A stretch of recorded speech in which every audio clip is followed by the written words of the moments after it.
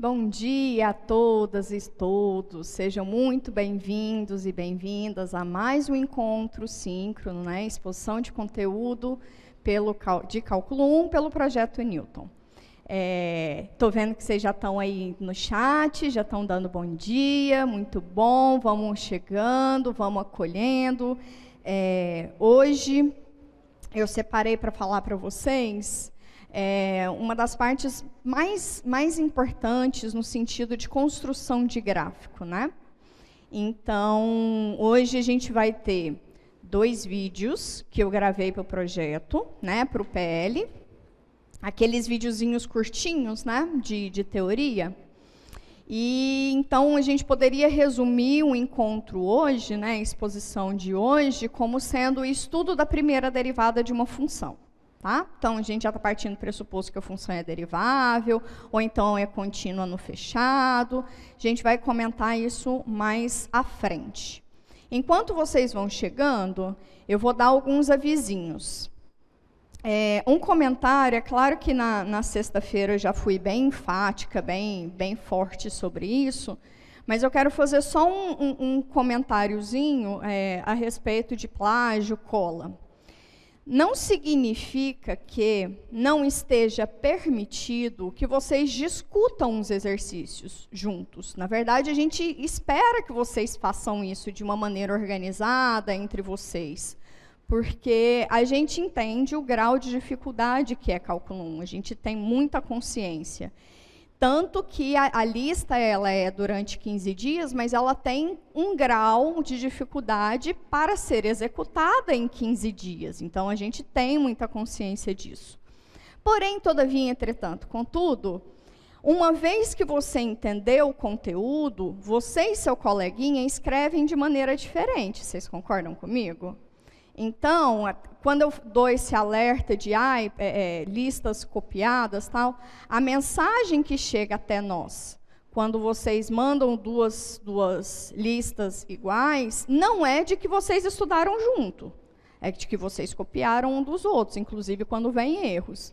Então, o que está por trás dessa história é claro que vocês vão discutir, vocês vão se reunir, e isso é absolutamente esperado. É exatamente por isso também que a gente tenta fazer o plantão de dúvidas, para vocês terem troca com os monitores. Eu sei que vocês se organizam via WhatsApp, ou, sei lá, fazem encontros via Google Meet, eu sei disso. E isso é maravilhoso, isso é ótimo, porque quem tá entendendo um pouquinho mais ajuda quem tem um pouquinho mais de dificuldade, e as dúvidas que às vezes geram podem fazer com que todo mundo tenha uma ascensão nivelada, né? Isso é maravilhoso. Mas, uma vez entendido o conteúdo, cada um vai escrever a sua maneira, tá? Então, eu sei fazer essa questão. Então, você aprendeu aquela questão. O filtro entre você aprendeu e o papel é diferente do seu colega, tá? Então, é isso que a gente quer reforçar neste momento. Tá bom, fechando essa gestalt, não quero voltar mais nisso, acho que eu já fui enfática demais, mas eu queria comentar esse delicadinho, né? Que é isso, não é discutir, não é entender, isso aí está tudo certo, é o como você passa para o papel. Cada um passa para o papel da sua maneira, tá bom? Fechando essa gestalt. Outro comentário que a gente fez na sexta-feira foi sobre as avaliações.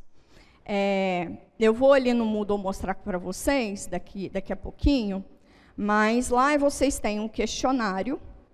Neste questionário vocês vão ler bonitinho, engraçadinho. Vai ter várias questões lá, vocês vão responder essas questões, no sentido de que você vai escolher qual é a modalidade que você quer da avaliação, se ela é presencial ou se ela é oral ou remota, você vai escolher, e o período que você quer fazer. Por quê? Porque pode ser que tenha gente que é do período vespertino, mas prefere fazer ela matutino. Tudo bem. Tá? Mas a gente pede encarecidamente que vocês respondam isso, porque baseado nas respostas de vocês é que a gente vai organizar a equipe.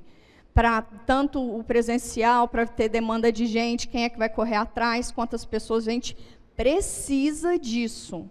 Vai ficar aberto até o dia 9, ou seja, semana que vem. Mas, por favorzinho, respondam isso, tipo, para agora, sei lá, vocês, enquanto eu mostro aqui, vocês já quiserem responder, podem responder, tá? Leiam atentamente, porque isso é muito importante. Mas entendam que a gente precisa dessa resposta de vocês para se organizar enquanto equipe, tá? Porque a gente já entendeu lá do período emergencial que isso é uma meio que tarefa, como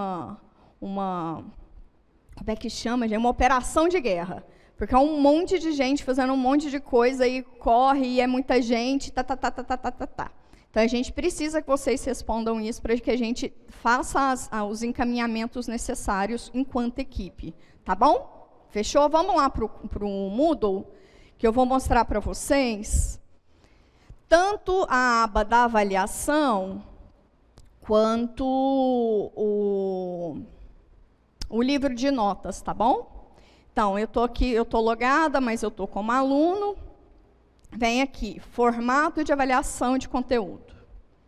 Aí eu clico aqui, vai dar um errinho, mas agora já vai dar certo. Pronto. É a mesma coisa que vocês veem. Vem, responda as questões. Clica aqui, vocês terão, acho que 4 questões para responder. Façam isso, por favor, tá bom? Uma vez feito isso, outra coisa que eu quero mostrar para vocês é aqui na aba de avaliação, novamente a gente explica tudinho, ó, a primeira avaliação, a presencial como é que vai ser, a logística e as regras, lembrando que a presencial vai depender do bandeiramento, tá bom? Logística e regras para avaliação remota, oral, vai ser no Zoom, o que você tem que ter disponível, o que é que acontece, quem são os professores responsáveis, que vão estar na banca. Tá. Aí escolha seu formato, lindinho. Aí aqui a gente tem o acesse o seu livro de notas. O que significa esse livro de notas? Vem cá, deixa eu clicar nele. É claro que como eu não estou como aluna, mas eu não sou aluna matriculada, eu vejo um painel geral. Aqui, se você já é logado, em que você clica lá, você já vem aqui nas suas notas. Então, na coluna nota, está a sua nota ao longo do curso, que você já possui de nota no curso inteiro. Aqui, na devolutiva da lista 1, a sua nota na lista 1. Aí, aqui na parte da média, é o que a turma já tem de média, tá? Então, a turma tem de média final, 0,39 já. A média da turma na lista 1 foi 0,73, ou seja, 7,3. Tá? A média na sessão de monitoria, olha o tanto que pesa a sessão de monitoria. Fiquem bem atentos a isso, sabe? É um pontinho ali garantido. A lista 2, então a média da turma foi 6,6. A sessão de monitorias, 7,5. Estudo dirigido, 1 ponto. Entendeu? Entendeu? Então, a média está aqui do lado, a nota é a sua nota. Então, por que é interessante, em todos os sentidos, né? Por que é interessante que vocês, se puder voltar aqui para mim, por que é interessante que vocês olhem as notas, né? Primeiro, para vocês ficarem cientes do peso real de cada atividade, que tem um peso real e significativo na sua média final. Segundo, que se tiver alguma falhinha, algum errinho, vocês já mandam para o projeto e falam, olha, que aquela nota ali está meio esquisita esse negócio. E aí a gente pode corrigir, ou, sei lá, alguma outra situação. Mas, então, é importante que vocês acompanhem sua evolução, o seu rendimento ao longo do curso. Professora, pesa no fim do curso, mas assim, eu não consegui fazer quase nada, eu saí mal nas listas, não estou conseguindo acompanhar, está puxado esse começo para mim. Anjo, esse primeiro período avaliativo tem 40% de peso na sua nota final. O segundo período avaliativo, que é depois da primeira avaliação, tem peso de 60%. É claro que, o que significa isso? Significa que esse período aqui, o cálculo diferencial é menos importante que o cálculo integral? Jamais nessa vida. O que a gente fez com esses pesos é exatamente porque a gente entende que tem um delay aí, até vocês conseguirem se adequar em agenda, enfim, um monte de coisas, tem esse delay. Então, a gente priorizou, foi exatamente nesse sentido, tá bom? Sem mais delongas, tem um troço aqui no chat para mim. Prof, desculpa atrapalhar um pouco, mas eu mandei mensagem para o projeto sobre a lista 2 e não foi respondido sobre. Cleibe. Tá. Beleza. Tem um pessoal que a lista ainda não foi corrigida. Provavelmente, Cleibe, sua situação tá nessa. Então, a lista ainda não foi para o Moodle. Aguarda um cadinho e depois, provavelmente, até essa semana, né, Júlia? Já deve ser lançada a nota. Tá. Hoje ou amanhã já deve lançar sua nota, tá bom, meu bem? Acontece. Essas coisas acontecem. Então, estamos bem? Então, estamos bem. Então, vamos lá. Hoje, o primeiro videozinho que eu vou soltar para vocês vai ser... Tudo bem. Hoje, o primeiro videozinho que eu vou soltar para vocês é um vídeo que eu gravei para o projeto. E, como eu disse, nesses 2 vídeos que a gente vai ver hoje, eu vou comentar com vocês sobre o estudo da função derivada. Ou a derivada, ou primeira derivada, ou derivada primeira. Vocês vão ver derivada primeira, primeira derivada e alternando. É porque cada hora a professora pensa de um jeito, cada hora a professora escreve de um jeito.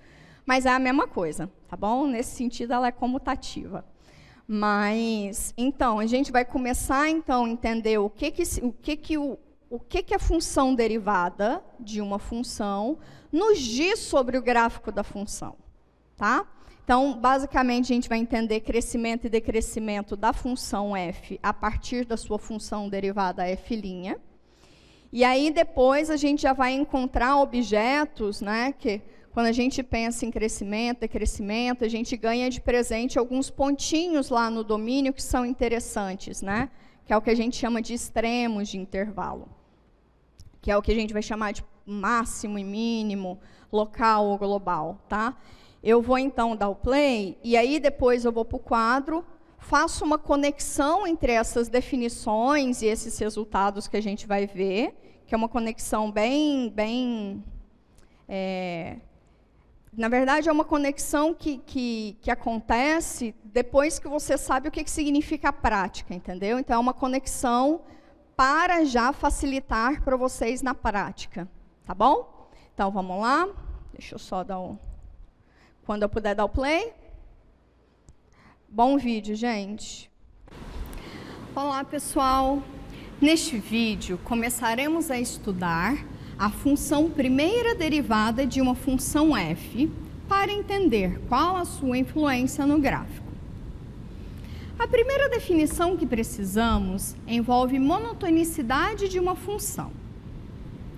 Ela nos diz que um ponto P do domínio de uma função f é máximo global ou absoluto se ele é o ponto que torna f de P o maior valor assumido pela função para qualquer ponto do domínio. Neste caso, f de P é chamado valor máximo da função. Analogamente, definimos mínimo global ou absoluto, um ponto do domínio, como sendo o ponto P que torna f de P o menor valor assumido pela função em seu domínio. f de P é chamado o valor mínimo da função. A próxima definição caracteriza máximos e mínimos de uma função, mas localmente, ou seja, máximos e mínimos relativos a um subconjunto do domínio. Assim, dado um ponto x igual a P no domínio de uma função, esse ponto é chamado máximo local ou relativo se ele é o ponto que torna f de p o maior valor assumido pela função, comparada a qualquer ponto próximo a p. E x igual a p é ponto de mínimo local ou relativo, se ele é o ponto que torna a função f de p o menor valor assumido pela função para qualquer outro ponto vizinho. Esta notação de conjuntos abertos é chamada vizinhança de p. Em geral, não podemos garantir que funções reais tenham extremos absolutos ou globais. Mas, se a função for contínua em um intervalo fechado, podemos assegurar que f terá extremos globais. O que nos garante isso é o chamado Teorema de Weierstrass. O teorema nos diz que qualquer função contínua f definida em um intervalo fechado e limitado a b possui um ponto de máximo c e um ponto de mínimo d. Ou ainda, assume um valor máximo absoluto f de c e um valor mínimo absoluto f de d para pontos c e d no intervalo AB. Observe que esses pontos C e D podem estar dentro do intervalo fechado ou na fronteira.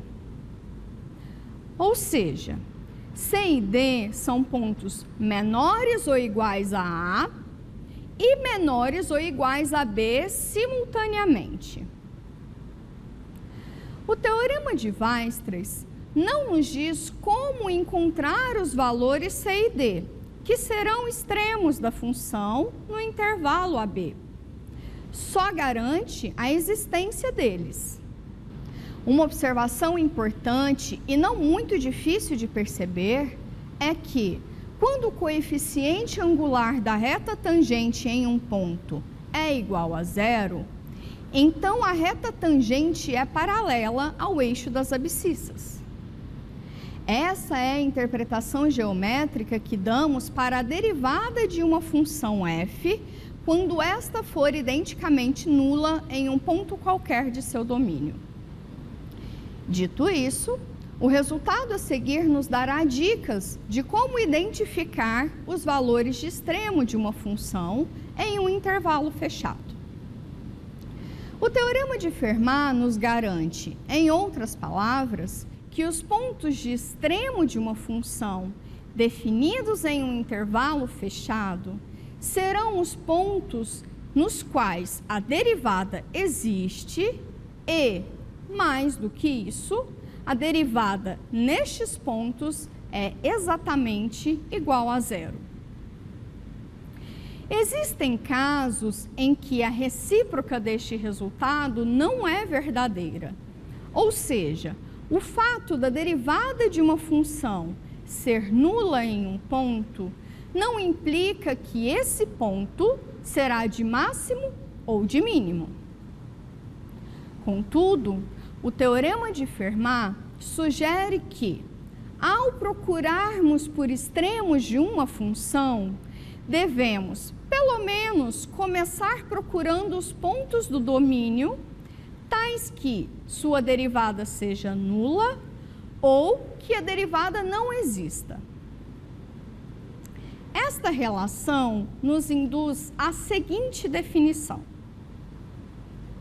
Um ponto C no domínio de uma função f é dito crítico se ou a derivada nele for igual a zero, ou a derivada neste ponto não estiver definida. Ou seja, se a derivada em um ponto C é igual a zero, ou se a derivada não estiver definida para algum ponto C do domínio da função, então C é um número crítico de f. E o ponto C, f de C, é chamado ponto crítico de f. Agora sim, estamos aptos a apresentar um método para identificar pontos de máximo e de mínimo de uma função definida em um intervalo fechado.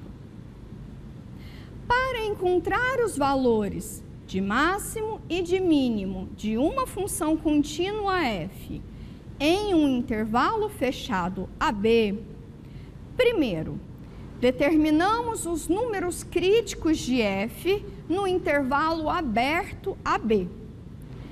Ou seja, derivamos a função e encontramos os números em que a derivada se anula ou ela não esteja definida.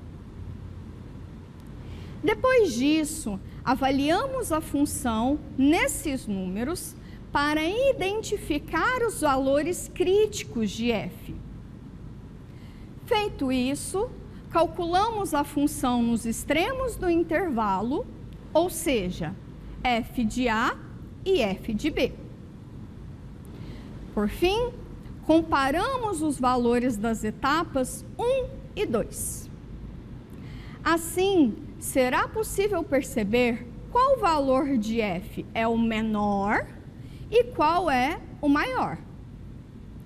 O valor de x, no qual f de x é o menor possível no intervalo fechado, é o ponto de mínimo absoluto da função. E o valor de x em que f de x for o maior, será o ponto de máximo absoluto da função. Bom, ficamos por aqui. Até a próxima. Prontito. E aí, o que vocês acharam? Conta aí pra mim. Foi claro? Eu já separei um monte de coisa aqui para falar para vocês. Deu bom? Foi massa? Vamos? Muito bom, muito bom. Então, vamos lá comigo. Eu separei algumas coisas aqui que eu quero comentar. Vamos lá para o quadro 1, que eu tenho bastante coisa para falar sobre esse vídeo, né? Porque, como vocês perceberam, ele é bem teórico, né? Mas tem algumas conexões que a gente não faz enquanto fala das definições, mas que são muito importantes. Então, deixa eu ver aqui um negócio antes. Professora, qual é a diferença entre crítico? Isso, estou chegando. Segura aí, Lucas, estou chegando. Vem cá comigo.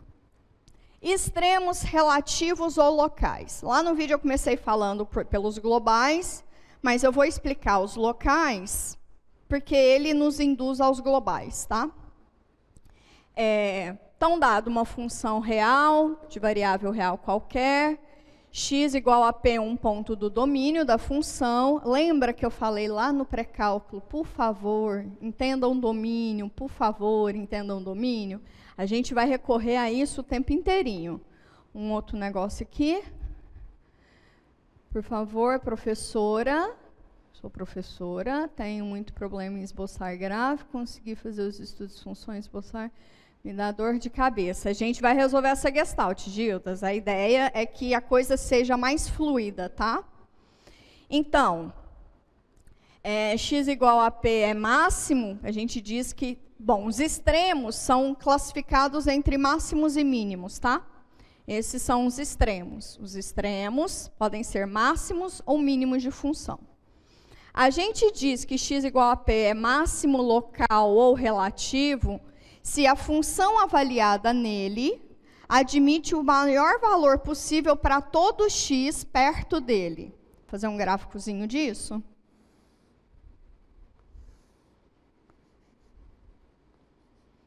Eu quero que x igual a p seja um ponto. Tem lugares na referência bibliográfica que vocês vão achar número e valor e ponto. Eu vou aceitar tudo como sendo ponto, tá bom? Ponto de máximo, valor de máximo, número de máximo, porque o que a gente chama de número é lá no domínio. O valor é o que representa avaliado na função. E o ponto é o par ordenado entre o número e o valor. Mas se vocês chamarem tudo de ponto, tá de boa para mim, tá bom? Então, eu quero que esse camarada seja o máximo local. Vou pegar... então vou pegar a função fazendo assim, ó. Ela vem vindo, não sei como. Pronto. Esse aí é o máximo local, tá? Agora, esse aqui é o máximo local. Por quê? Nessa vizinhança aqui, ele é o maior valor assumido. Mas, professora, se eu pegar essa vizinhança aqui, ó, recursos didáticos, aqui. Mas, professora, e se eu pegar essa vizinhança aqui, ó? Essa aqui em amarelinho. Eu tenho, nessa vizinhança, eu tenho um outro camarada que é um máximo local, né? Que é esse camarada aqui. Certo? Então, máximos locais são naquela região. Professora, mas e se a minha região fosse essa daqui, ó? Vou fazer assim. Vamos pensar essas duas retas aqui limitando a minha região. Qual é o máximo local? Isso aqui eu vou pensar como sendo fechado, tá? O máximo local aqui é esse ponto, que não tem nada a ver com o máximo local nessa região, nem com o máximo local nessa região. Entendem isso? Então, o máximo local é referente àquela região, tá? É em relação àquela vizinhança do ponto. Por isso, máximo relativo, é relativo a qual conjunto, tá? Por isso que eu quis fazer um paralelo primeiro entre local, para depois falar do global. Então, vem cá, vamos pegar um gráfico menos dificultoso aqui.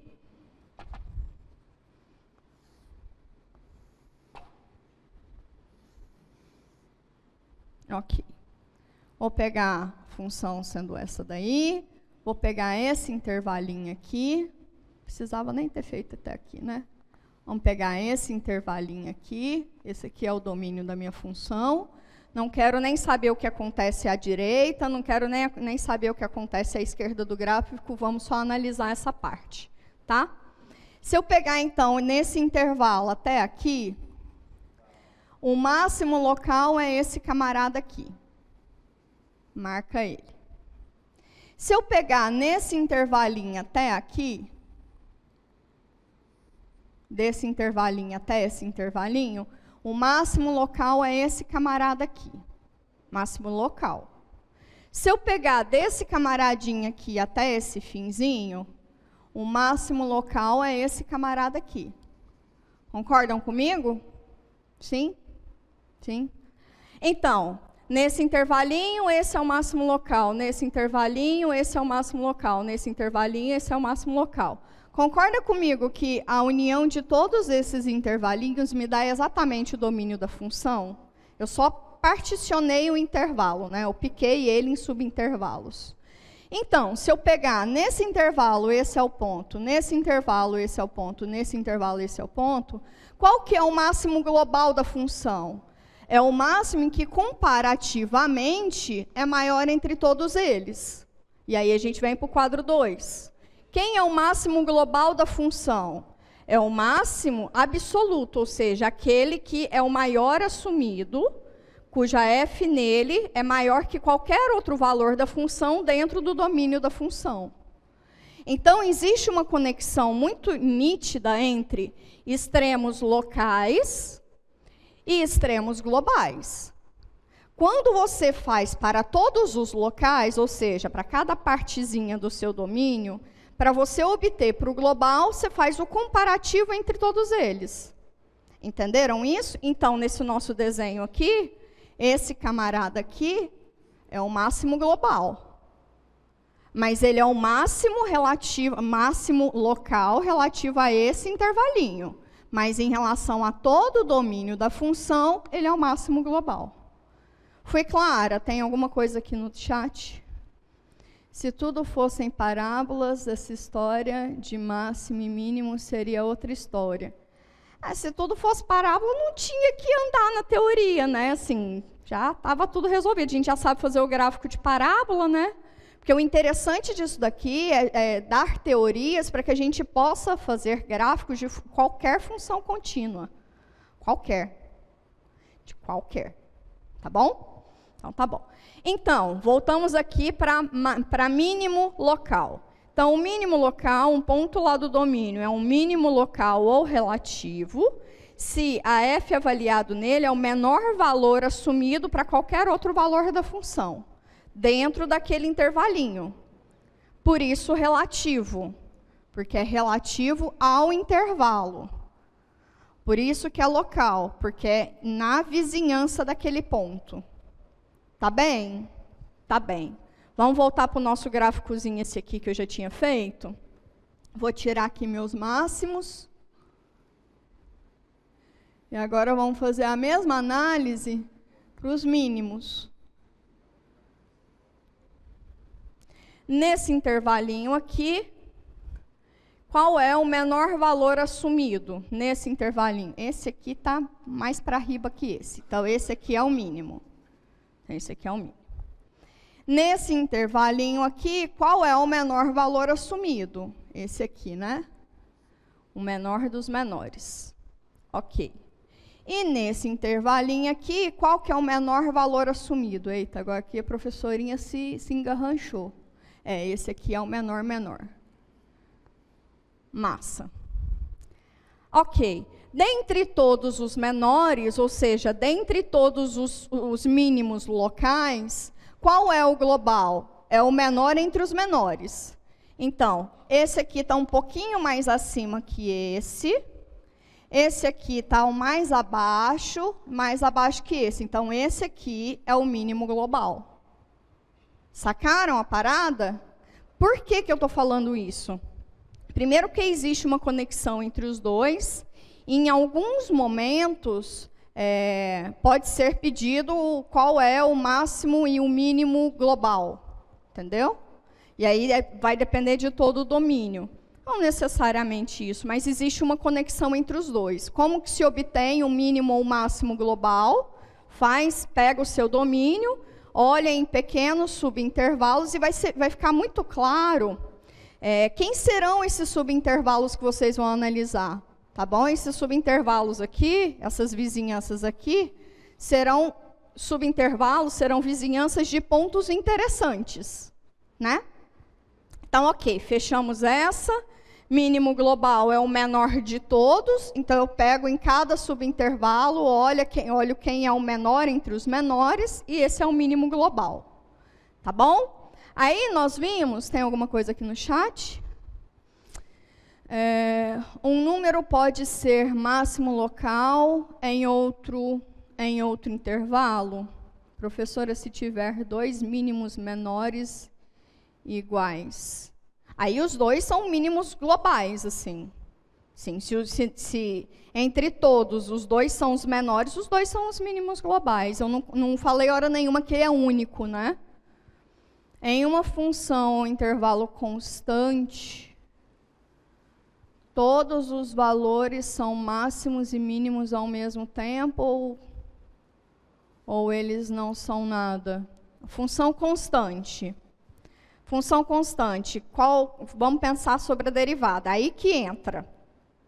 Porque a gente fala de máximos e mínimos, mas a gente tem uma classificação entre máximos e mínimos a depender do estudo da derivada, tá? Que é onde a gente vai chegar no segundo vídeo. Então, eu não vou nem dar muito spoiler agora ainda não. Em uma função intervalo, beleza. Se tudo fosse parábola, um mínimo pode ser um máximo local em outro intervalo? Pode, Lucas, pode. O mínimo de um local, por exemplo, a gente pode até escolher aqui alguma coisa que fosse mais ou menos assim. Vamos pegar uma função crescente.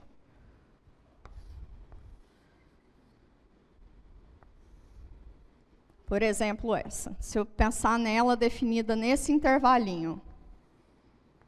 Tá? Nesse subintervalo aqui, esse ponto aqui é o ponto de máximo. Nesse subintervalo aqui, esse pontinho aqui é ponto de mínimo, né?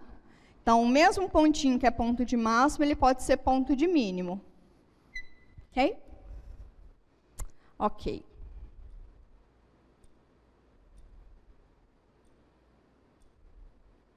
Isso. Mas são intervalos abertos, né? São intervalos abertos.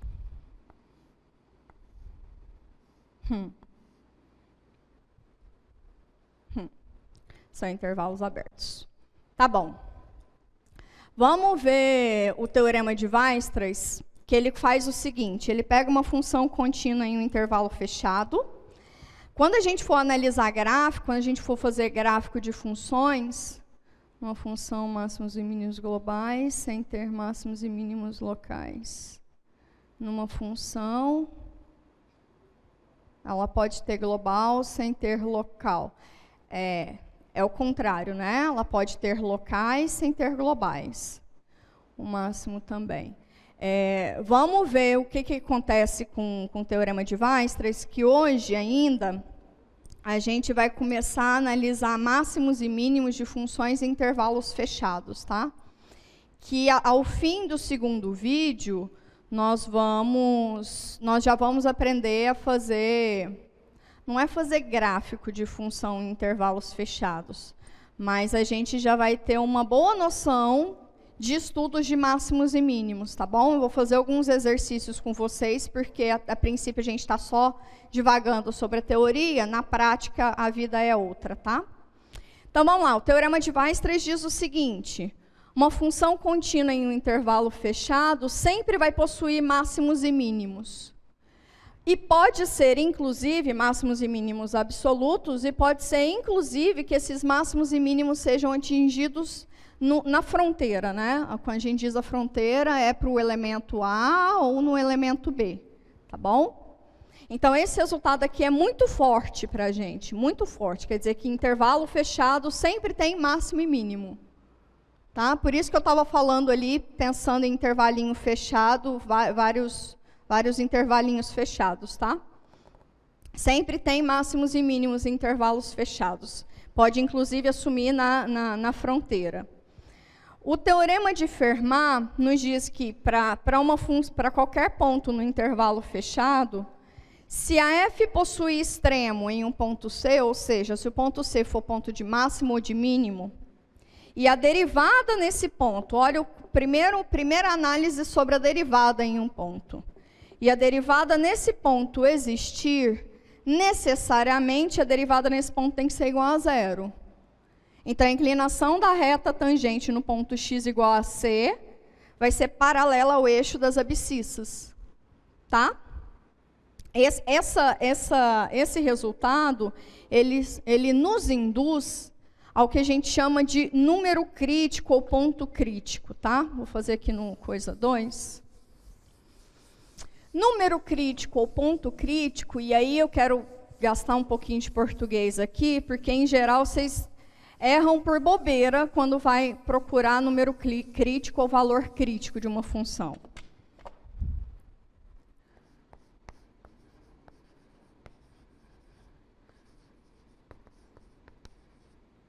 Ou ponto crítico.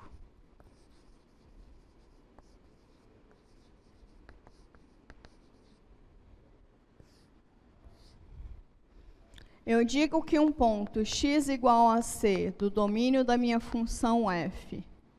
A f tem que ser derivável, tá?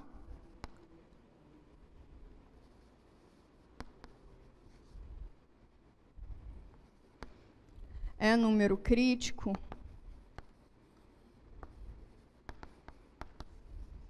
Ou ponto crítico. Se uma dessas duas situações acontece, ou esse ou aqui é excludente, tá?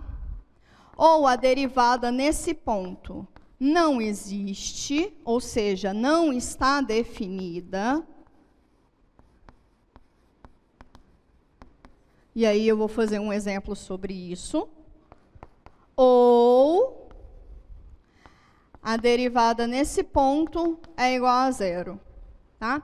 Essa daqui vem exatamente do teorema de Fermat, essa informaçãozinha. Tá? Ela é herdada, inclusive a gente vai reescrever o teorema de Fermat a depender dessa informação. Agora, o que significa derivada em um ponto não estar definida? Vem cá comigo. Se, por exemplo, a sua função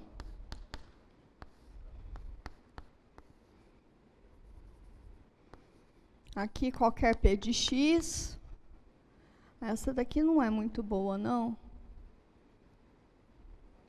Tá. Essa aqui é uma função cujo domínio dela são todos os reais diferentes de 2, né?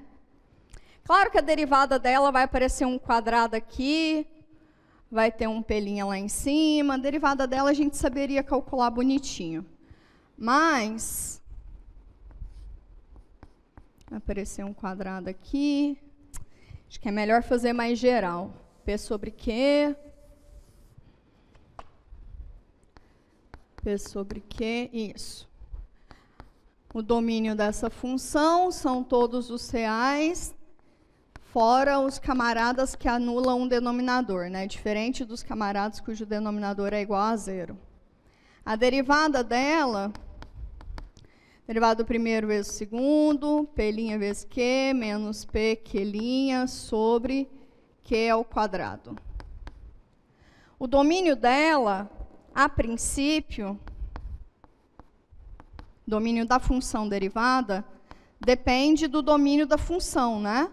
Os camaradas que zeram aqui ainda continuam sendo os camaradas que zeram aqui. Então, o domínio das duas funções, tanto da função quanto da função derivada, é o mesmo.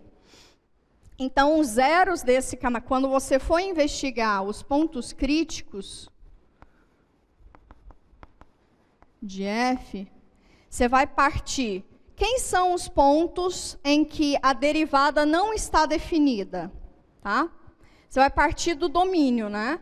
Os pontos em que a derivada não está definida são exatamente os pontos que estão fora do domínio da função. Mas se o domínio da função derivada é igual ao domínio da função, os mesmos pontos em que essa daqui não está definida são os mesmos pontos em que essa daqui não está definida.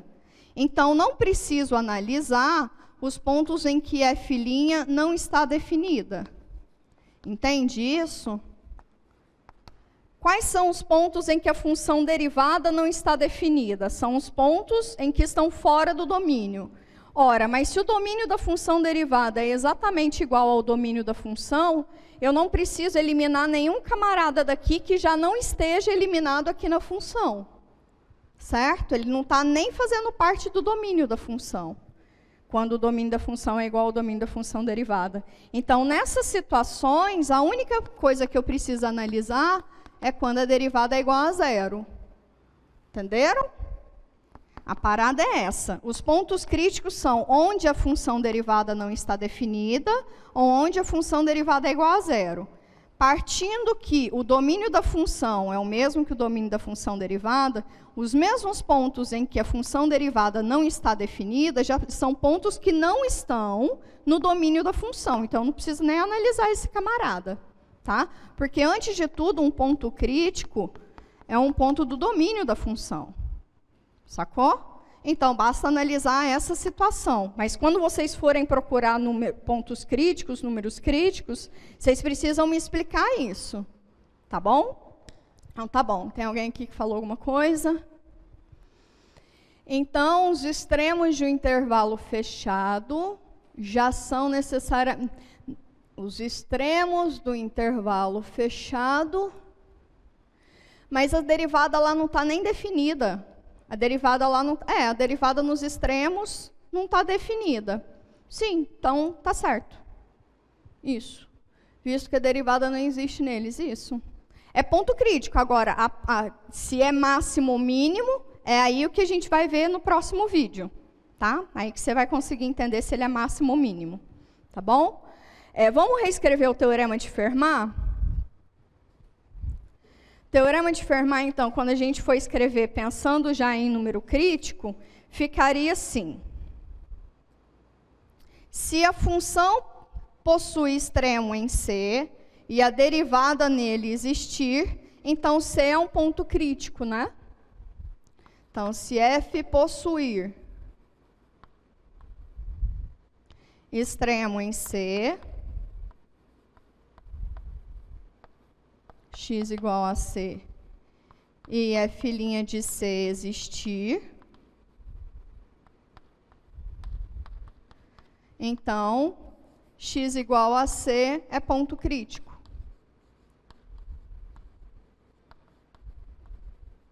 Ok? Ok. Agora, a última parte é o seguinte, como que eu vou encontrar máximos e mínimos de uma função em um intervalo fechado, tá? Que isso amarra tudo que a gente comentou até agora, tá bom?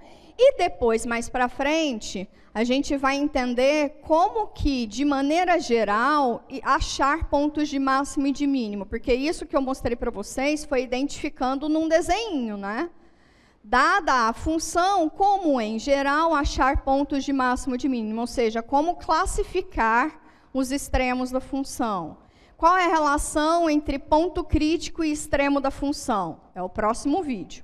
Antes disso, vamos olhar o método do intervalo fechado, que ele nos conta, pelo menos para intervalos fechados, como que eu identifico quem é ponto de máximo ou quem é ponto de mínimo. Lembrando que sempre vai ter máximo e mínimo absoluto no intervalo fechado, né? Porque o global ali é o intervalo fechado. Então, beleza. Método.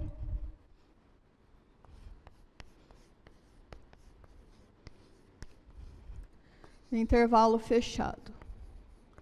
No vídeo eu falo bem pausadamente. Aqui eu vou dar uma resumidona, tá? Então, primeira parte é identificar os pontos críticos. Quem são os pontos críticos? Os pontos críticos, eles estão sempre no domínio da função ou no intervalo aberto.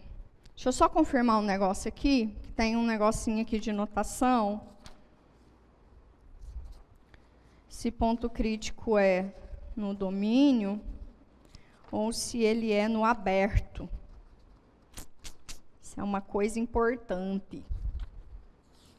Número crítico no domínio. Tá. Então, se está no domínio, fica no domínio. Tá bom. Então, vamos pensar o seguinte. Os pontos críticos... olha aqui para mim. A função f está contínua no fechado e derivável no aberto. A sua derivada está sempre no aberto. Como ponto crítico vai relacionar a derivada da função, certo? Então, de antemão, eu excluo a possibilidade de ser os extremos. E aí, respondendo quem eu tinha respondido antes. Como de antemão, o ponto crítico, o número crítico, relaciona no intervalo aberto, porque está relacionado à derivada da função, para ponto crítico, eu excluo a possibilidade de ser os extremos. De antemão, tá? De antemão. Então, de antemão eu acho os pontos críticos, ou seja, eu acho onde a derivada se anula ou onde ela não está definida.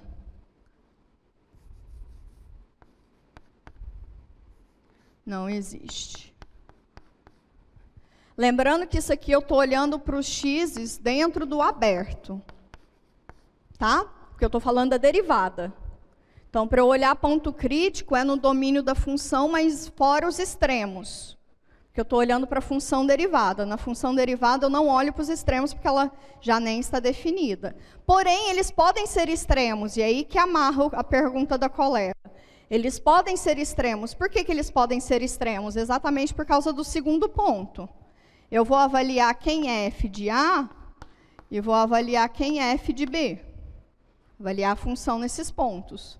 Então, se eu colocar como pontos críticos, sei lá, os pontos C e D, se eu achar que tenho dois pontos críticos, C e D, dentro do aberto, e aí eu avaliei o F nos extremos, a terceira parte é só comparar todos eles, né? Então, Então, se, sei lá, f de C é menor ou igual que f de A, que é menor ou igual que f de D, uma situação, né? Por exemplo, se uma situação é essa. Então, esse aqui é o mínimo, mínimo absoluto, e esse aqui é o máximo, máximo absoluto. Comparar valores mesmo, né? Os valores obtidos pela função. Então, quem são os candidatos a serem extremos no intervalo fechado? Os pontos críticos e os extremos da função. Tá? Então, vamos entender só para amarrar de novo. Os pontos críticos eu olho no intervalo aberto, porque eu estou estudando a derivada da função, e a derivada da função é no aberto, que ela não está definida no fechado. Tá? Esse pulinho, agora, aí que entra, o A e o B estão no domínio da função. Então, eu vou avaliar a função neles e ver o que acontece.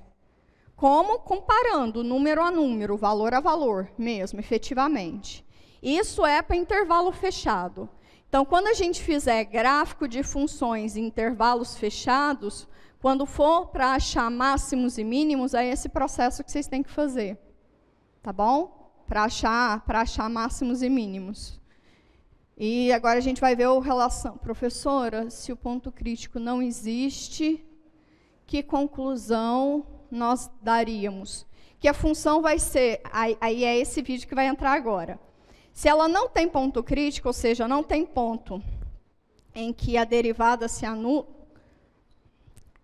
existe uma relação entre o fato de ponto crítico e crescimento e decrescimento da função, tá? E máximos e mínimos. Eu vou soltar o vídeo agora e eu volto e te respondo, Gildas, pode ser? Porque daí a gente já amarra tudo, tá? Então, a gente já viu intervalo fechado, como achar máximos e mínimos. A gente já entendeu que se é intervalo fechado, vai ter sempre máximos e mínimos globais, tá? E a gente já entendeu que máximos e mínimos, a gente está sempre falando uma vizinhança de um ponto. Agora, a gente vai conseguir relacionar qual é a relação entre máximos e mínimos e pontos críticos, que a princípio a gente não sabe, tá? É o próximo vídeo. Vamos lá para soltar para vocês? Falei bastante coisa aqui, hein, Brasil? Soltar. Aí, depois desse aqui, eu vou fazer um teoreminha com vocês, demonstrar um teoreminha para vocês, que é muito simprão e legal. Deixa eu sair daqui. Deixa eu só abrir aqui rapidinho.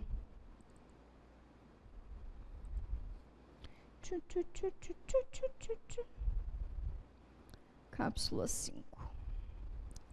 Isso. Espera aí. Deixa eu voltar. Quando eu puder dar o play. É verdade. Pronto. Olá, pessoal. Neste vídeo, vamos continuar estudando a função primeira derivada de uma função f para obter algumas informações do seu gráfico. O primeiro resultado apresentado pode ser visto como uma das aplicações do teorema do valor médio. Seu interesse está no fato de nos permitir obter os intervalos de crescimento e de decrescimento de uma função f, analisando o sinal de sua derivada. Assim, dada uma função f contínua no intervalo fechado AB e derivável no aberto, se sua função derivada for positiva para pontos do aberto, então a função f será crescente neste intervalo. Agora, se a derivada da função f for negativa no aberto AB, então a função f será decrescente neste intervalo. Ou seja, os pontos do domínio aberto da função f, que possuem a derivada positiva, são pontos em que a função f é crescente. E os pontos em que a função derivada é negativa são pontos do domínio aberto de f que tornam a função decrescente. O que este resultado nos conta é que, para entender o crescimento e decrescimento de uma função contínua em um intervalo fechado e derivável no aberto, é suficiente estudar o sinal de sua função derivada. Um exemplo bem simples que ilustra esse resultado é a parábola f de x igual a x ao quadrado. Sua derivada é 2x, como sabemos. Para valores em que x é menor do que zero, 2x é negativo e, portanto, a função f é decrescente. Para valores x maiores do que zero, 2x é positivo e, portanto, a função f é crescente. Imaginem agora a seguinte situação. Não necessariamente uma função contínua é estritamente crescente ou estritamente decrescente, certo? Isso quer dizer que nas funções em que parte do gráfico é crescente e parte é decrescente, por exemplo, o ponto em que a função muda de comportamento é um ponto interessante. Agora, qual é a relação entre esse ponto e o ponto crítico? Para responder essa pergunta, temos o próximo resultado. O teste da derivada primeira nos diz o seguinte: dada uma função derivável f e um número crítico c, se a derivada da função for positiva para valores à esquerda de c e negativa para valores à direita de c, então c é um ponto de máximo local. Se a função derivada de f for negativa para valores à esquerda de c e for positiva para valores à direita de c, então c é um ponto de mínimo local. Agora, se a função derivada não muda de sinal à esquerda e à direita de c, então c não é extremo local da função. Podemos pensar então que o teste da primeira derivada caracteriza o número crítico, que é o candidato a ser máximo ou mínimo da função em extremos locais, a depender do sinal da derivada da função antes e depois dele. Caso a função derivada não mude de sinal, o número crítico não será extremo da função. Para ilustrar o teste da primeira derivada, temos as três figuras ao lado. Na primeira, o ponto x0 representa um ponto de máximo, uma vez que a função vinha com derivada positiva à esquerda e passou a ter derivada negativa depois de x0. Na segunda imagem, temos o ponto x0 como ponto de mínimo. Observe que, à esquerda de x0, a função derivada era negativa e, portanto, a função f é decrescente. Depois de x0, a derivada passa a ser positiva, o que faz com que a função seja crescente. Na terceira imagem, temos que a função derivada é sempre positiva, logo, a função f é crescente. Assim, x0 não é extremo local. Os dois resultados apresentados nesse vídeo sintetizam todas as informações que a função derivada de uma função possa nos proporcionar. E estas informações serão muito importantes para a construção do gráfico de f. Bom, ficamos por aqui e até a próxima. Estão comigo? Sim, estão comigo. Muitas coisas para dizer a respeito, né? Muitas coisas. Muita coisa para escrever também, então estou meio correndo. Deixa eu tomar uma água aqui rapidinho. Peraí. Pronto, vamos lá. O que esse vídeo disse para a gente? Efetivamente, ele fez o estudo do sinal da função derivada, e a partir do sinal da função derivada, ele caracterizou se a monotonicidade da função naquele intervalo, né? Se é crescente ou se é decrescente, tá? A depender do sinal da função. Sabendo já que se a derivada da função é igual a zero, a função é constante, né, naquele intervalo. Então, por isso que se a derivada em um certo intervalo, enfim, não há o que fazer, né? Mas o fato do sinal da primeira derivada em um certo intervalo ser positivo, dá que a função é crescente, se ele é negativo, dá que a função é decrescente. Eu vou demonstrar esse teorema com vocês, que é simprão. E aí vocês vão ver, vocês viram também que o teste da primeira derivada, ele caracteriza o ponto crítico em extremos. Não necessariamente um ponto crítico, ele vai ser extremo, tá? Não necessariamente. Porque isso vai depender do que está acontecendo com o sinal da derivada da função. Que é exatamente aqueles desenhos que eu fiz com vocês, tá? O sinal da função antes e depois. O sinal da derivada antes e depois daquele ponto. Tá bom? Então, vamos lá. Então, quadro 1.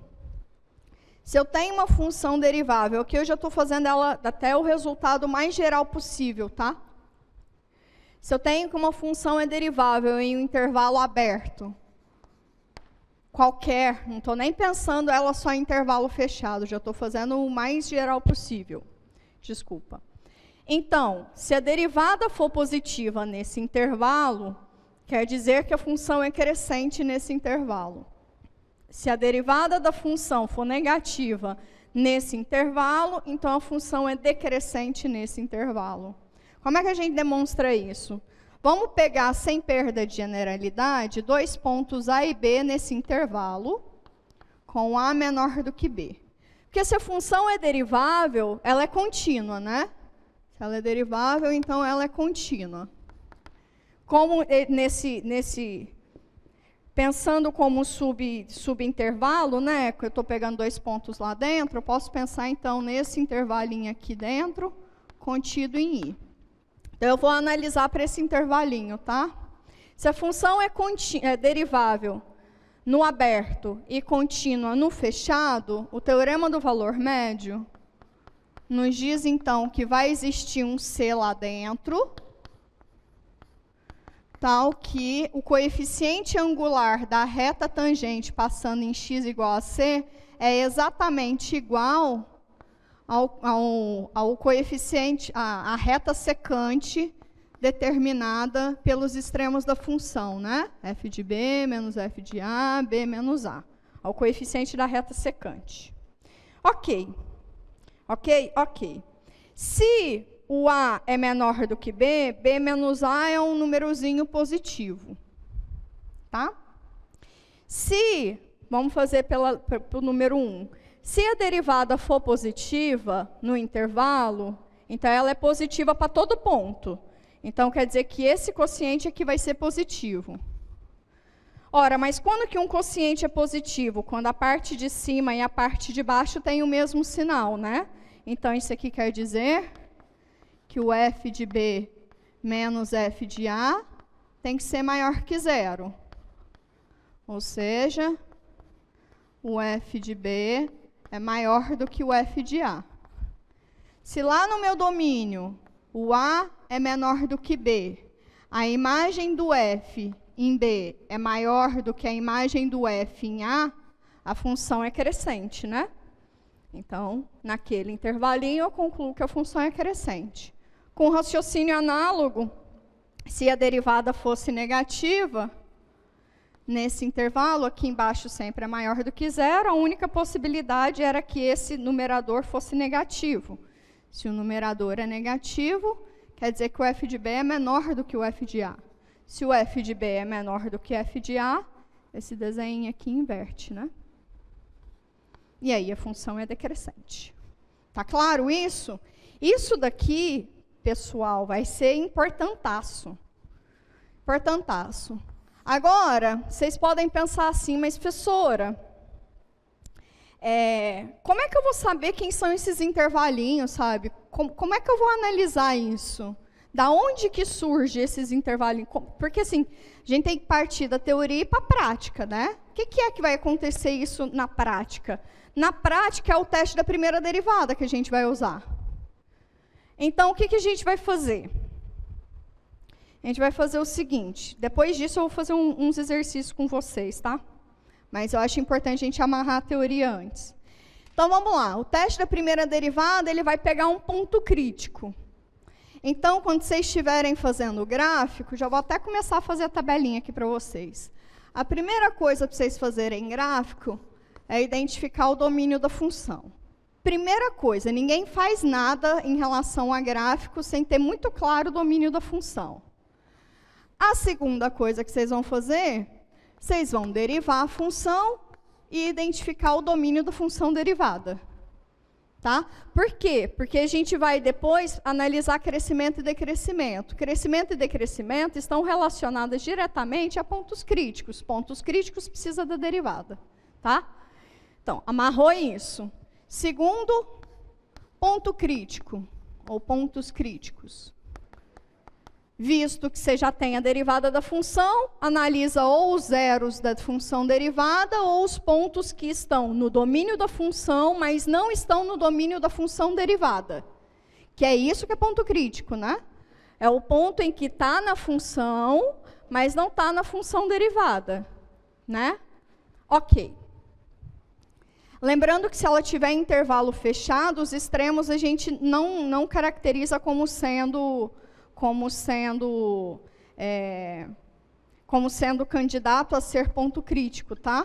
A gente não considera isso. Intervalos fechados, a gente exclui os extremos, porque a derivada não está definida no intervalo fechado. A gente avalia ela depois, tá? Então, tá bom. Ok, pontos críticos. Aí, o 4. O que é que vocês vão analisar depois? Crescimento e decrescimento de função. E como que a gente vai analisar decrescimento e crescimento de função? A gente vai usar essencialmente aquele resultado ali atrás, que é do teorema, né? Mas a gente vai usar com o teste da primeira derivada.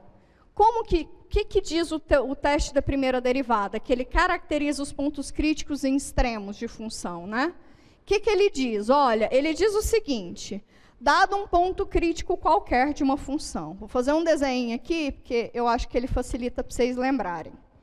Melhor que escrever formalmente com epsilon e delta, tá? Se, esse aqui é um ponto crítico, x igual a c. Se à esquerda desse ponto, a derivada vem positiva, ou seja, se a função é crescente, à esquerda desse ponto, ou seja, se a derivada é positiva, à esquerda desse ponto, a partir depois desse ponto, a derivada fica negativa, ou seja, a função fica decrescente, então esse ponto x igual a c vai ser ponto de máximo. E aí entra o esquema. O que significa próximo, né? O que significa perto? No sentido numérico, sei lá, se o x aqui é igual a 2, tá? E o seu outro ponto crítico, sei lá, é aqui 0.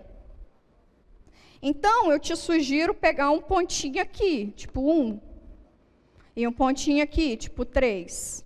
Sacou? Para não ficar muito longe, assim.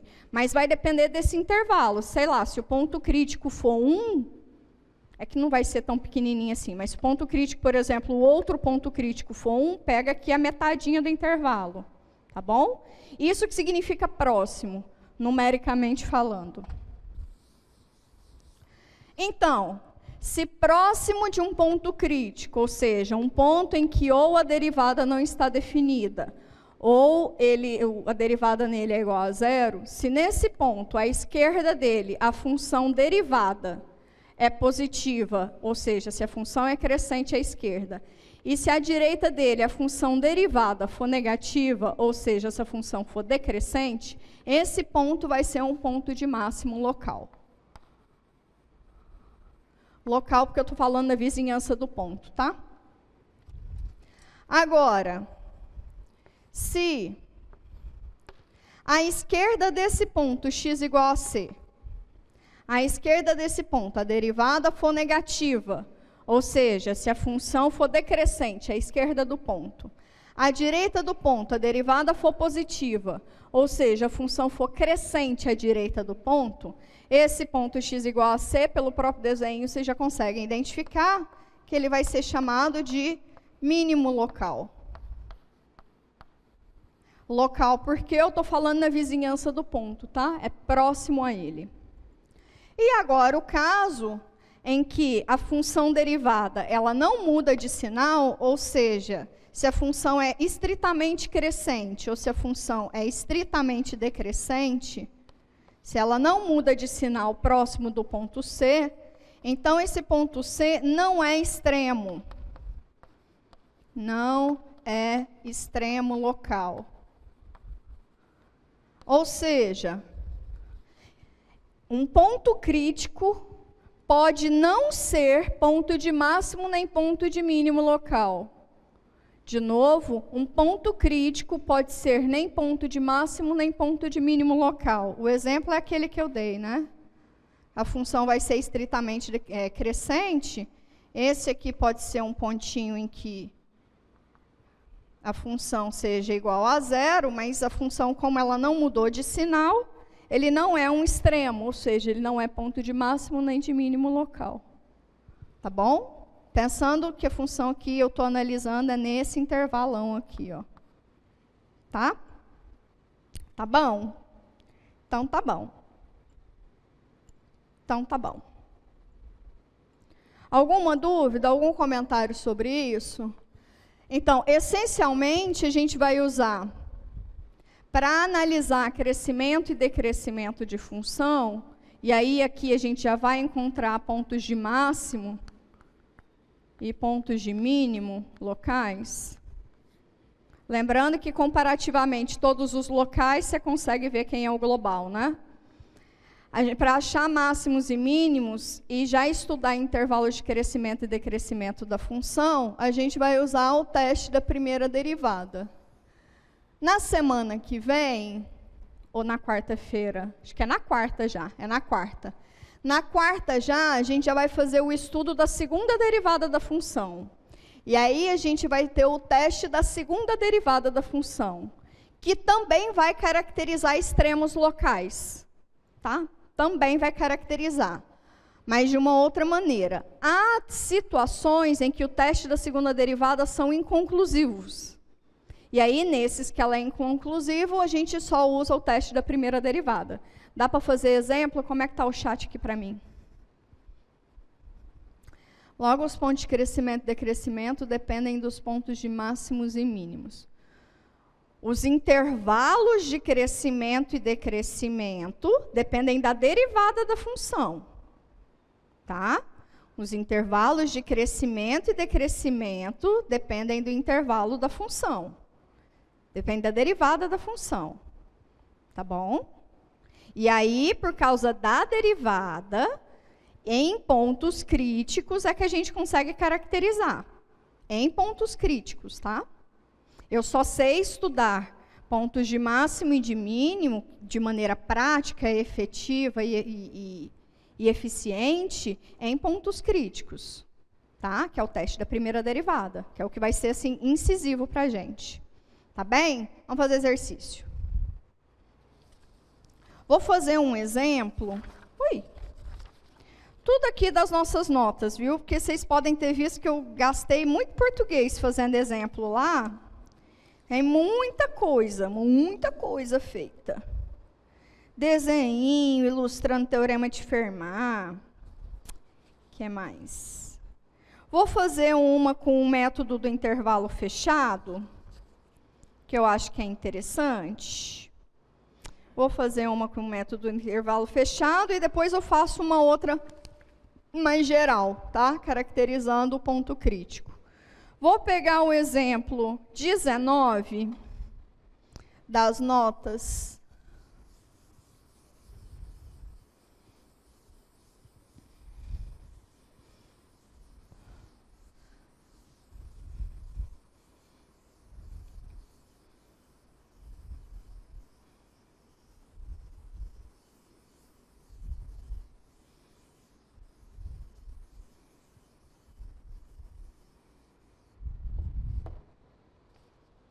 Exemplo 19, encontre máximos e mínimos absolutos de uma função.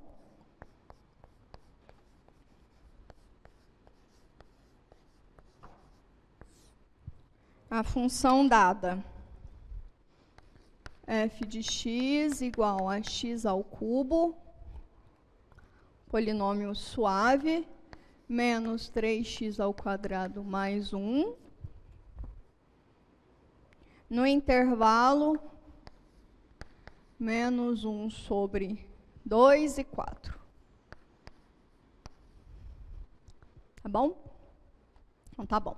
Primeira coisa, a gente sabe, não precisa... Não, vou ficar com isso aqui na mão mesmo. Primeira coisa, a gente sabe que a f sendo polinômio, f é contínua e derivável no aberto, né? Porque ela é polinômio. Vável em menos meio e 4, né? Ela é contínua no fechado e derivável no aberto, porque ela é um polinômio, lindinho, belinho. Ok, o que é a primeira coisa que a gente faz lá pelo método do intervalo fechado? Primeira coisa que a gente faz... Isso, olha, falei, foi isso mesmo. Primeira coisa que a gente faz é derivar a função. Eu tenho que achar quem são os pontos críticos, né? Então, eu preciso derivar a função. Quem é a derivada da função?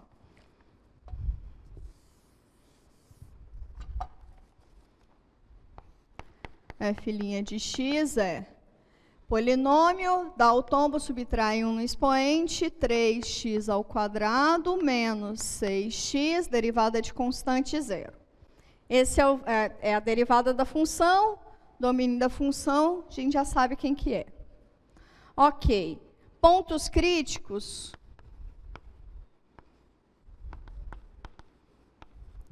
Como a função derivada está definida nesse aberto e a gente não analisa pontos críticos no extremo, é suficiente calcular quais são os pontos em que a derivada é igual a zero.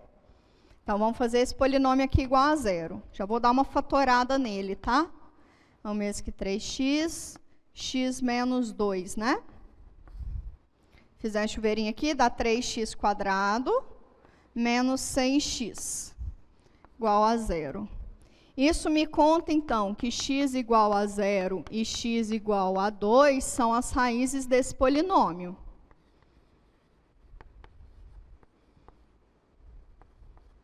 De f', ok? Se eles são as raízes, então, o conjunto dos pontos críticos, a gente vai começar a denotar assim, conjunto dos pontos críticos vai ser 0 e 2. Esses são os pontos críticos. O segundo, alguém disse alguma coisa? Professora, com esses dados é possível determinar a quantidade de raízes de um polinômio? Ela vai ter, bom, o grau de um polinômio é a quantidade, é exatamente a quantidade máxima nos reais, tá? Nos reais, ou nos complexos, né, que é algebricamente fechado, em corpos algebricamente fechados, o grau do polinômio, né? Quem é o grau do polinômio? É o coeficiente não nulo, o maior expoente de coeficiente não nulo. Então, o grau do polinômio é a quantidade máxima de raízes que o polinômio vai ter em um corpo algebricamente fechado, dos reais, tá? Nos reais. Tá bom? Então, por exemplo, se esse f de x aqui é x ao cubo, você sabe que no máximo ele vai ter 3 raízes reais ali, no máximo. Tá? Pode ser com raízes com multiplicidade 2, pode ter raiz com multiplicidade 2, ou seja, o zero é uma raiz 2 vezes. Tá? Então, tá. Então, esse aqui, por exemplo, é x ao quadrado. Bom, eu poderia ter feito Bhaskara aqui, mas é mais fácil isolar mesmo. Se é 2, então vou ter no máximo 2 raízes distintas. Né? No máximo 2 raízes distintas. Tá bom. Então, pontos críticos já vi. Esse aqui é a primeira etapa. Vamos avaliar quem é o f de 0. Vamos avaliar quem é o f de 0 e quem é o f de 2, que a primeira etapa pede isso também, né? Avaliar a função nos números críticos, né? F de 0 é igual a 1. E o f de 2 é 8 menos 3 vezes 2, 3 vezes 4, 12, mais 1. Aqui dá menos 4, mais 1, menos 3, certo? Certo. Certo, certo. Ok. O segundo passo, ele pede para analisar quem é o f nos extremos. Então, quem é o f em menos meio e quem é o f em 4. Não vou ficar gastando continha aqui, mas o f em menos meio é 1/8 e o f em 4 é 17. Tá? Tá. Então, lembrando que isso daqui é para achar máximos e mínimos em intervalos fechados. Tá? Intervalos fechados é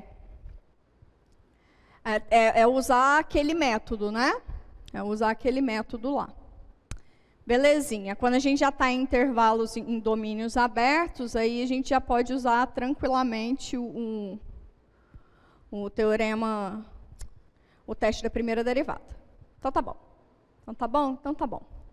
Vamos ver quem é o passo 3. O passo 3 pede para a gente comparar esses f's, né?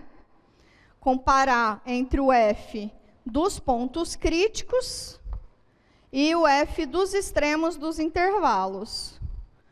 Observe que o menor de todos é menos 3, né? Menos 3 é menor do que 1/8, que é menor do que 1, que é menor do que 17, né? O número, hein? Esse aqui é quem? Menos 3 é o f de 2. E esse aqui, 17, é o f de 4. Então, o ponto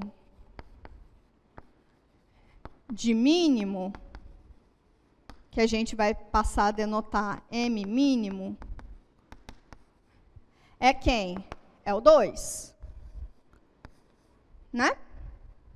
E o ponto de máximo global, tudo isso aqui é global, porque está no intervalo fechado. O ponto de máximo é o 4. Que coincidiu, inclusive, esse 4, de ser o extremo. Tá? Por isso que é importante analisar os extremos. Tá bom? Essa é a grande diferença entre o teste da primeira derivada e para intervalos fechados. Porque para intervalos fechados, os extremos são muito importantes. São muito importantes. Tá bom? Muito importantes. E aí, como eu quero eu não preciso de crescimento e decrescimento, né? Eu não preciso analisar o sinal da derivada. Eu só quero efetivamente caracterizar os pontos de máximo e de mínimo, né? Identificar quem são os extremos, tá? Lembrando que os extremos dos intervalos podem ser extremos da função, de máximo ou de mínimo. Tá? Ficou claro? Esse pulinho do gato entre um e outro? A ligação entre intervalos fechados, qual que é a diferença, né?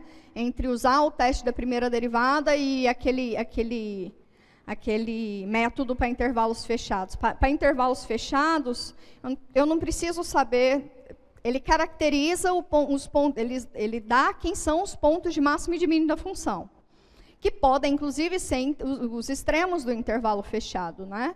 Então, eu avalio os pontos críticos, acho o f nesses pontos críticos, acho o f nos extremos, e aí eu comparo a números, né? Estou comparando números.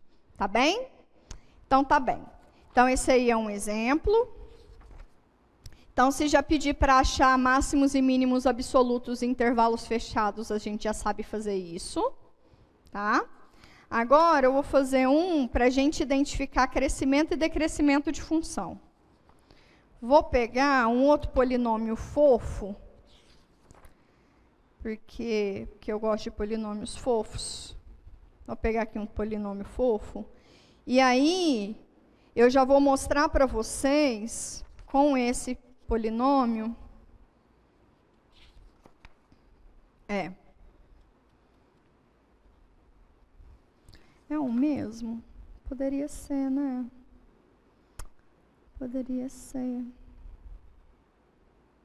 Tá, eu vou pegar o exemplo 23, que ele pede só crescimento e decrescimento da função.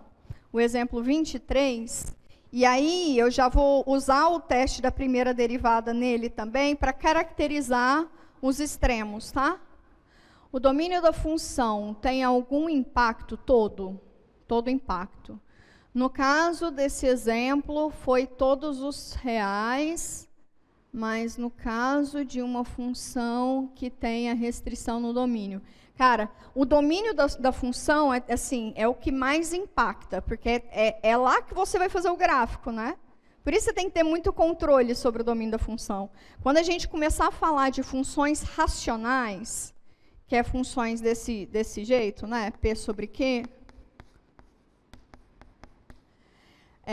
Sempre os camaradas que quiseram o menino aqui embaixo estão fora do domínio, né? Então, esses camaradas, eles serão retirados do domínio, eles não serão nem analisados. E aí tem um certo impacto no sentido de comportamento da função perto desse ponto, tá? Que é o que a gente vai chamar lá na frente, mentira, acho que semana que vem já. Chamar lá na frente de assíntota. Então, o impacto dos pontos que estão fora do domínio, né, que os pontos em que a função não está definida, tem como grande força no comportamento da função perto dele. Tá? Então, de novo, é muito importante ter muito claro, e aí eu faço questão de frisar esse primeiro passo aqui, para fazer o gráfico de uma função, ter controle sobre o domínio da função. Que os pontos que estão fora do domínio serão pontos que delimitam a função, de alguma maneira. Tá? Exatamente isso, ela delimita o comportamento da função. Tá massa? Como faz para achar os pontos de máximo e mínimo nesses casos de restrição? São os pontos que estão fora do domínio, né? Todos os outros, você deriva, achar os pontos de máximo e de mínimo. Então, pega os pontos críticos, mas os pontos críticos são pontos que estão no domínio da função, tá? Por exemplo, eu acho que eu entendi o que você quer dizer. Por exemplo, eu tenho uma situação assim, né? Esse ponto aqui não está no domínio, então eu vou eliminar ele, tá? Mas esse ponto aqui é um ponto crítico.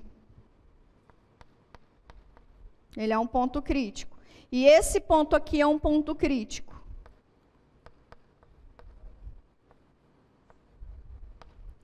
Aí eu pego de novo um camarada daqui até aqui, outro daqui até aqui, e analiso o comportamento da função.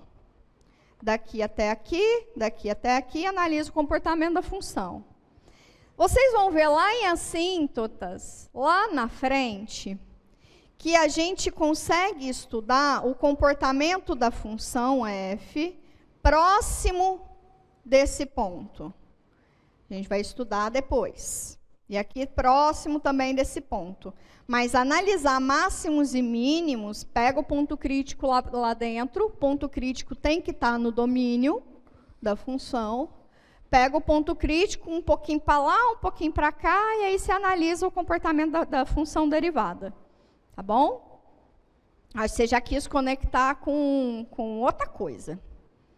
Mas não vou dar muito spoiler, não. Calma aí que vai dar para todo mundo. Deixa eu fazer o exemplo. O exemplo 23, nele eu não tinha apresentado ainda o teste da primeira derivada. Então, nele eu só analisei crescimento e decrescimento da função. Mas como a gente já sabe o teste da primeira derivada, a gente já vai caracterizar os pontos críticos, tá bom? Então, tá bom. E aí, com isso, a gente fecha esse nosso encontro. Então, vamos lá. Função f de x igual.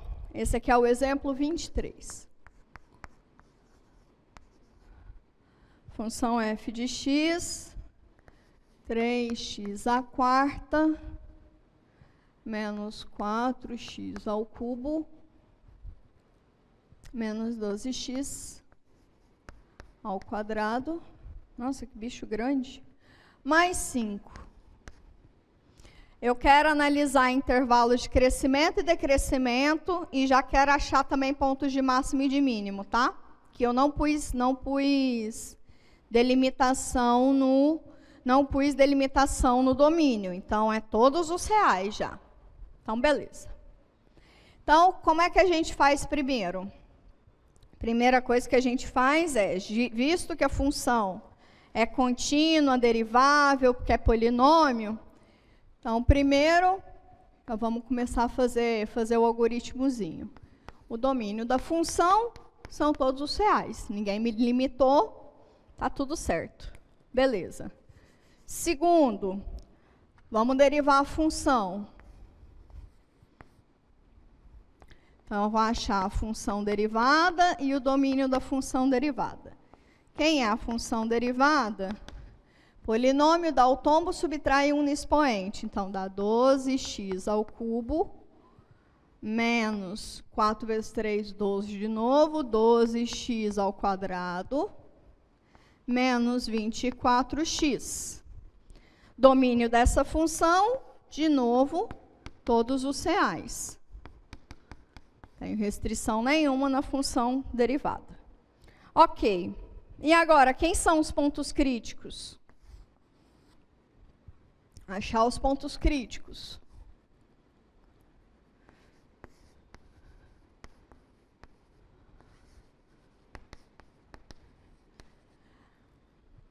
Esse aqui é porque eu já quero classificar os pontos críticos, tá? Mas como lá ele só pedia para analisar o crescimento e o decrescimento da função, os intervalos de crescimento e decrescimento da função, seria analisar o sinal dessa função derivada, tá? Seria analisar o sinal dessa função derivada. A gente vai fazer assim, depois faz os pontos críticos, não tem problema não. Só para vocês verem o tanto que é difícil só analisar o sinal da derivada. Então, vamos lá. Bom, eu tenho x envolvendo, posso colocar 12 em evidência também. Vamos tentar fatorar esse polinômio aqui. É 12x, que multiplica, se bota 12x, sobra x quadrado, menos x, certo? Menos 2, ok? Esse polinômio aqui eu consigo fatorar ele, que é a mesma coisa que achar ponto crítico, né? Tá, mas vamos analisar o sinal desse negócio. Vamos analisar o sinal desse negócio. Eu sei que quando o f' de x é maior do que 0, quando esse polinômio for maior do que 0, e esse polinômio também for maior do que 0, certo? Ok? Ok. Ah, massa. Olha só que legal. Olha só que legal. Tá, é que tá tudo junto mesmo. É que tá tudo junto mesmo. Tá tudo junto mesmo. Tá, como é que eu analiso o sinal desse polinômio? Esse polinômio tem quais raízes, né? Como é que seria o gráfico dele? X ao quadrado menos x menos 2 igual a 0. Vocês podem pedir x1, x2, menos b, 1 mais ou menos raiz quadrada de b ao quadrado, 1 menos 4ac mais 8, sobre 2, 9, 3, 3 mais 1, 4, 4 sobre 2, 2. 9 menos 1, 8. Não, 3 menos 1, 2. 2 sobre 2, 1. As raízes são 1 e 2.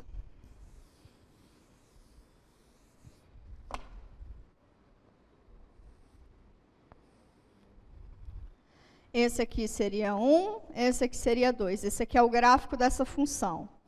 Essa função aqui, para ter sinal positivo, é só acima, antes do 1 e depois do 2. Mas o x também tem que ser maior do que 0. O 0 está para cá, 0 está para cá. É a interseção entre os dois, a interseção entre os dois. Estou fazendo muito rápido, eu tenho consciência disso. É só até o 1. Depois vem a partir do 2. E acabou. Então, a função, ela vai ser... É que tem várias maneiras da gente analisar o sinal de uma função, tá? Esse aqui é um, que é tentar fatorar os polinômios e fazer a interseção entre os domínios, né? Esse aqui é essa situação em que x é maior do que 0, e essa daqui, em que esse polinômio é maior do que 0, que são os valores à esquerda de uma das raízes e à direita de outra das raízes. Certo? Essa é uma parábola com cavidade voltada para cima. O que é valores positivos delas é quando o y é maior do que 0. Então, essa interseção seria aberto de 0 até 1, união com 2 até mais infinito. Esse aqui seria o intervalo em que a função é crescente. Vamos analisar uma outra maneira? Menos 1, Brasil? Onde vem esse menos 1? Ah, calculei uma raiz real errada. É menos 1 aqui, ó. Essa raiz aqui é menos 1. Vai fazer rápido. É menos 1, aí o 0 está aqui no meio.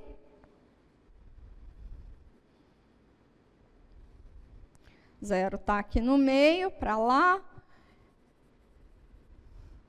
Quem é interseção, o 0 não conta, é só a partir do...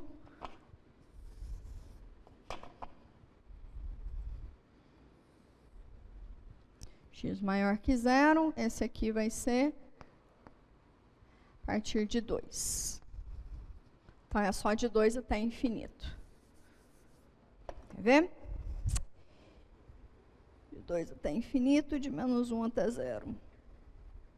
Está faltando coisa para o 12, x menos 2. Tá bom. Vamos fazer como está nas notas, porque eu fui tentar introduzir de analisar a parábola e ficou tudo meio cagado. Então, vamos fazer que nem está aqui, que é mais fácil. 12x, vamos fatorar esse polinômio. Esse polinômio tem como raízes 2 e menos 1, tá? Acreditem na professorinha. Ok. Então, a gente quer analisar o sinal dessa função. O que acontece com o sinal dessa função? Para analisar o sinal dessa função, eu preciso analisar o sinal de cada uma dessas parcelinhas. Vocês concordam comigo isso? É claro que a gente já sabe, lá do teste da primeira derivada, que x igual a 0, x igual a 2 e x igual a menos 1 são pontos críticos, tá? Ok. Então, vamos analisar o sinal dessa derivada. Como é que a gente analisa o sinal da derivada? Eu vou pegar o sinal dessa e dessa e fazer a interseção entre eles, tá bom? Então, vamos lá. Então, para x igual a 0, quando o x nessa parcela, né, 12x, à direita de 0, isso aqui é positivo, à esquerda de 0, isso aqui é negativo. Massa. Agora, para x igual x menos 2, qual que é o sinal disso? Eu sei que para x igual a 2, isso aqui é 0. À direita, por exemplo, se eu pegar x igual a 3, isso aqui vai ser positivo. À esquerda vai ser negativo. Pronto. Para x mais 1, eu sei que a raiz disso aqui é menos 1. Menos 1 está para cá. Tá? Para x igual a, sei lá, 0, esse camarada aqui é positivo. para x à esquerda de menos 1, ele é negativo. Pronto? Pronto. É assim que se analisa o sinal da função. Tá, agora o da função é o produto entre todos eles, então é a interseção entre todos eles. Então, aqui em menos 1, ela vem negativo com negativo, positivo. Positivo com negativo, negativo. Então, a função produto tem sinal negativo à esquerda de menos 1. A interseção entre eles, aqui é o zero. Negativo com negativo, positivo. Positivo com positivo, positivo. Então, a função derivada aqui tem sinal positivo. Ok. Interseção entre todos eles, 2. Entre 0 e 2, positivo com negativo, negativo. Negativo com positivo, negativo, certo? Certo. Então, entre 0 e 2, a função derivada tem sinal negativo. A partir de 2, positivo com positivo, positivo. Positivo com positivo, positivo. Então, a função a partir de 2, função derivada, tem sinal positivo. Agora ficou melhor. Aí, dito isso, o que acontece com a função? Já que eu já analisei o sinal da função derivada. Não quero estender muito, que eu fiquei enrolando, peço muito desculpas que eu fiquei enrolando antes, mas vai dar tempo. Vamos fazer uma brincadeirinha entre esse quadro e esse quadro, tá? Aqui vai ser a função f. No ponto menos 1, se a derivada é negativa, a função f é decrescente. Entre menos 1 e 0,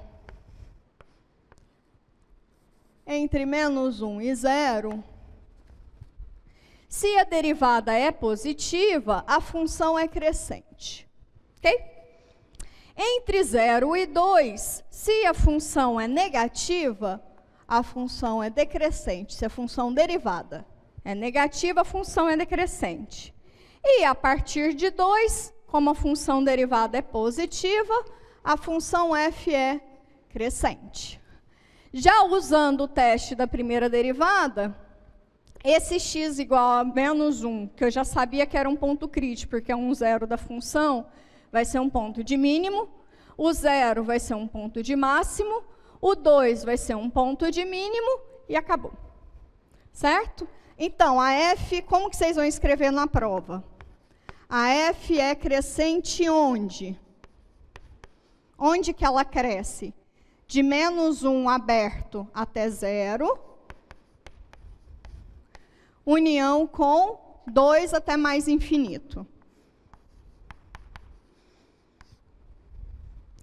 A função decresce onde? Ela decresce. Ela vem decrescendo da vida inteira, então de menos infinito até menos 1.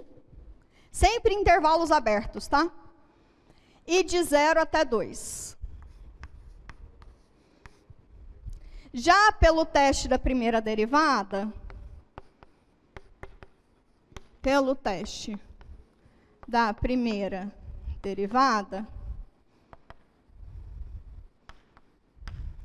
sabendo que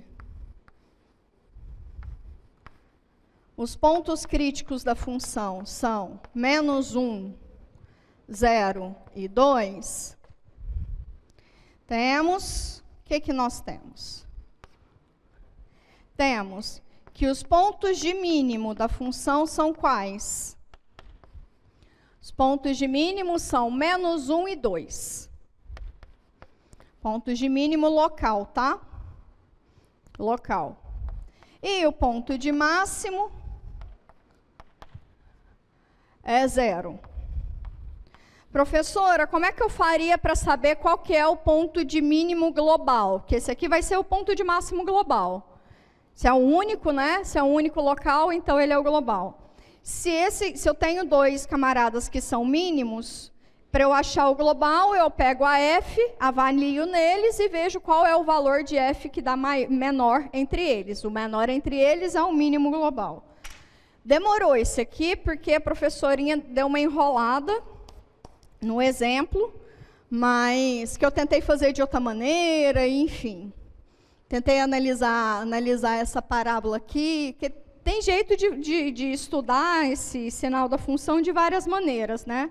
E aí tentar fazer diferente no fim da aula, quando a gente já está cansado, vai dar ruim. Mas eu acho que deu bom. Esse foi um exemplo que já amarrou tudo, né? Amarrou domínio, derivada, domínio de derivada, ponto crítico, e estudamos os extremos das funções a partir dos pontos críticos, né? Tem alguma dúvida? Com os exemplos facilitou bastante. Ai, que ótimo, essa análise é bem legal. Essa análise aqui em suma, o que vocês vão fazer. É claro que, ao longo de certas habilidades, pode ser que vocês gastem menos tempo com isso. Eu vou ensinar uma outra técnica ainda. Essa daqui de domínio, assim, eu acho ela bem bacana. Mas dá para fazer pontual, tá?